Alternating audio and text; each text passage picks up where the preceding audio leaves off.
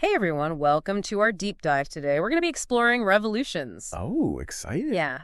And our main source for this is going to be the Wikipedia article on revolutions. Okay.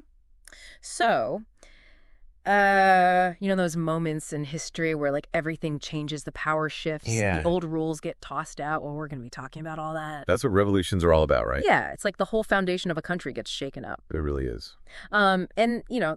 There's a good definition here by sociologist Jack Goldstone. Okay. He defines revolution as an effort to transform the political institutions and the justifications for political authority in society, accompanied by formal or informal mass mobilization and non-institutionalized actions that undermine authorities. Wow. That's a mouthful, but it really captures the essence of it, doesn't it? It does. I mean, it shows how it's not just about violence and overthrow. Right. It's really like a fundamental shift in how a society sees itself. Yeah, like who has the authority and why? Exactly. And it's broad enough to cover both peaceful revolutions, like the dismantling of communist regimes in Eastern Europe, Right. and violent ones like the Islamic Revolution in Afghanistan. But we've got a definition, but the word revolution itself has a really interesting history. Oh, yeah. It didn't start out being about politics at all. No, it actually originally referred to the movement of celestial bodies. Oh, wow. Yeah, and it wasn't until the 15th century that it started being used to describe, like,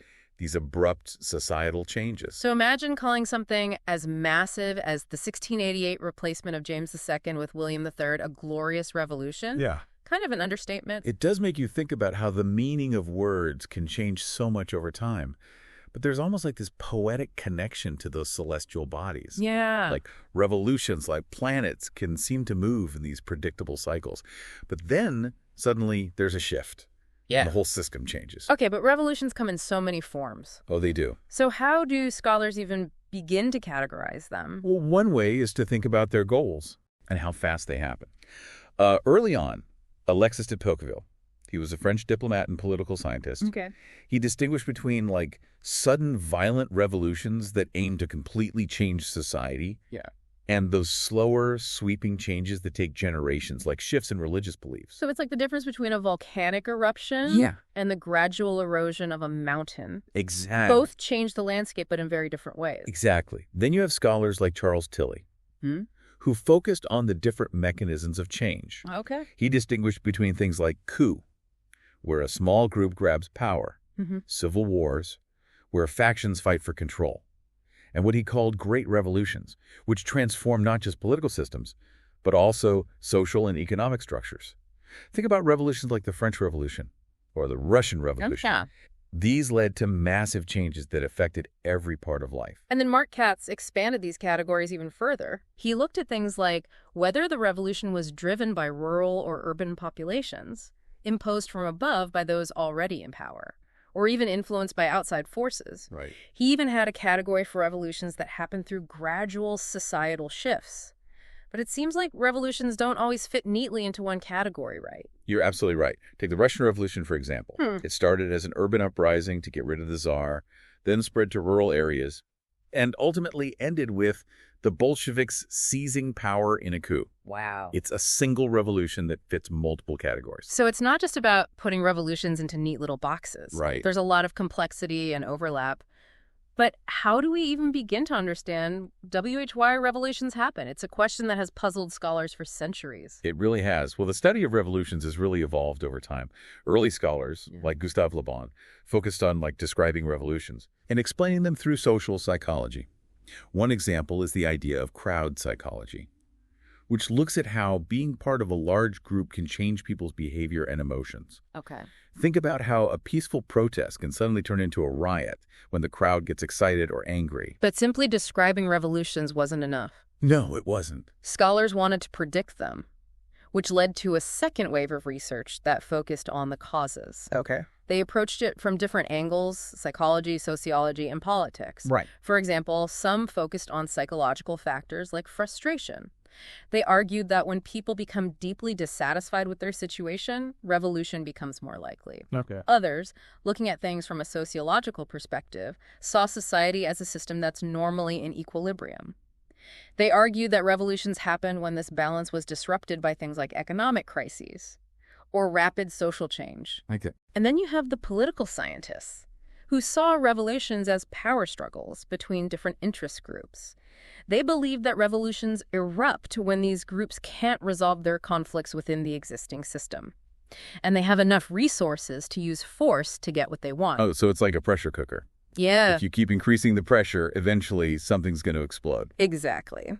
But these second-generation theories had their limitations. Oh, yeah. Yeah, they were often based on a small number of revolutions, mostly in Europe, and couldn't always explain why revolutions didn't occur in other places that seemed ripe for upheaval. So they were good at explaining some revolutions, but not others. Yeah, like a key that only fits certain locks. Right. And that's where the third generation of scholars came in. Okay. They challenged these limitations by looking at a wider range of revolutions, including those in Asia, Africa, and Latin America.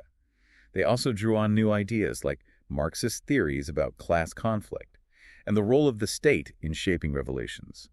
One of the key figures here is Theda Skocpol. But weren't there plenty of revolutions that weren't about class conflict? Oh, How does her theory account for those? That's a good question. She argued that revolutions happen when you have a combination of conflicts involving the state, elites, and the lower classes. She illustrated this in her book States and Social Revolutions, looking at cases like the French, Russian, and Chinese revolutions. Okay. But as you pointed out, not every revolution fits this mold perfectly. Her work was hugely influential. But it's not the whole story. So it seems like understanding revolutions requires looking beyond just one theory. Right. And that's where this fourth generation of scholarship comes in, right? Exactly. They're building on the insights of earlier scholars, but also taking a more data-driven approach. Okay. Instead of just individual case studies. They're using large data sets and statistical analysis to look for patterns and test theories. So it's like using a powerful magnifying glass to see details that were previously hidden. Exactly. So they're crunching the numbers to gain a deeper understanding. Yeah. Can you give us an example of this? Sure. Jeff Colgan, a scholar studying revolutions, Okay. argued that some of the commonly used data sets are actually measuring democratization, not revolution. Yeah. For example, the Polity data series, which ranks countries on a scale of democracy, doesn't tell us the process by which a country became democratic. Okay. Was it through a revolution or something else? So Colgan developed his own data set, focusing specifically on regimes that come to power through revolutions. Okay. This allows for a more accurate study of revolutions and their long-term impacts. It seems like studying revolutions is a bit like putting together a massive puzzle. It is. Each generation of scholarship adds new pieces. And we're starting to see a clearer picture, but it's still far from complete. It's an ongoing process, for sure. Sure. And there are other ways of looking at this puzzle, too, beyond just the political science approach. Okay. Anthropologists, for instance, have offered some fascinating insights. Bjorn Thomason, drawing on the work of Victor Turner, suggested that revolutions can be viewed as what's called liminal moments. Now, I know liminal might sound a bit academic. Yeah, it's not a word you hear every day. So let me break it down. It's about those periods where the old rules and structures are suspended, Okay. kind of like a threshold between what was and what will be. Exactly. Thomason draws parallels between revolutions and rituals, those times of intense social change where everything feels up in the air. He argued that we need to pay more attention to the experiences of ordinary people during revolutions, understanding how they shape and are shaped by these moments of transformation. It's like those festivals where social norms get flipped and everything feels upside down. But in a revolution, those shifts have the potential to create lasting change. You've got it.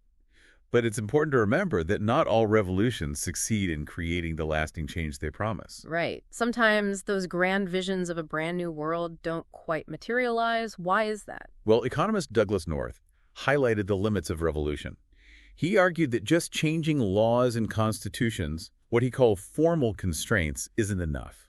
Changing deeper things like cultural norms and habits, those informal constraints, takes much, much longer. So it's like renovating a house. Yeah. You can slap on a fresh coat of paint and new fixtures, but if the foundation is still shaky, those changes won't make it truly stable. Exactly. North argued that this tension between rapid, formal change and the much slower pace of societal transformation often leads to revolutions falling short of their goals. So we've been exploring different theories and perspectives on revolutions, each highlighting a piece of this complex puzzle. And it's through understanding these different perspectives that we can begin to grasp the true complexity of revolutions. Stay tuned for part 2 of our deep dive. We'll be exploring specific revolutions and looking at how these theories play out in the real world. Sounds good.